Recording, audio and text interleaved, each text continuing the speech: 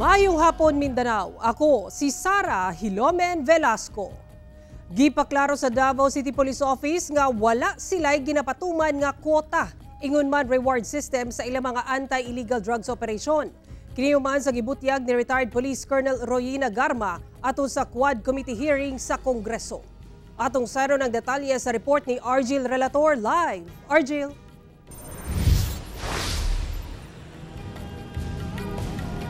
Sara, base sa gibutyag ni retired Police Colonel Royina Garma, Davao model matod pa ang nahimong sumbanan sa drug war panahon sa administrasyon ni kanhi Pangulong Rodrigo Duterte kung asa doon na matod pa ginahanyag ang mga reward system ingon man ginakotahan ang mga pulis silang anti-illegal drug operation. Apan wala matod pa nasayod ang Davao City Police labot ni ini uga sa karono dili matod sila magpatarog sa mga isyu nga ginabato sa ilang hutong.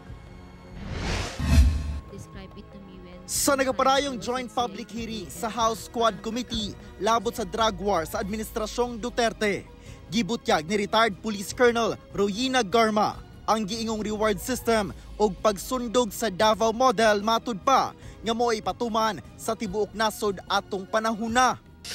I received a call from the President, Rodrigo Roa Duterte. During our meeting, he requested that I will locate a PNP officer, indicating that he needed someone capable of implementing the war on drugs on a national level, replicating the Davao model. Gipagula ni Garma ang diagram nga nagapakita sa flow sa komunikasyon ug kwarta sa paghatag og reward sa mga pulis nga makapatay matud pa og drug suspect ni atong drug war sa Duterte administration.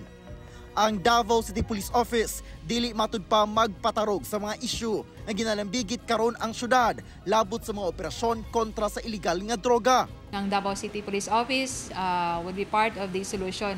Dili ta part sa mga problema kung unsa may mga gibato sa Davao City Police Office. Dili lang na sa Davao City Police Officer nga under ta sa Philippine National Police Organization. So magpadayon gihapon sir no ang ato ang kapulisan sa Davao City Police Office o magpabilin ming lig-on no og dili magpa-apekto. Gipaklaro sab sa DCPO nga wala sila nagapatuman og reward system ingon man quota.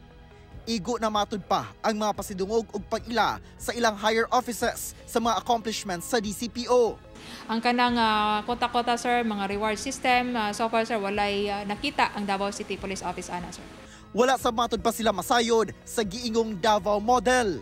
Wala mi nakakuha na ng mga Davao model sir na kung unsay pag-target ana. Ang ato lang gid sir na atay constant nga meetings, conferences with the station commanders kung unsaon pag kanang improve sa ato ang mga operations para maging positive and then successful ang resulta sa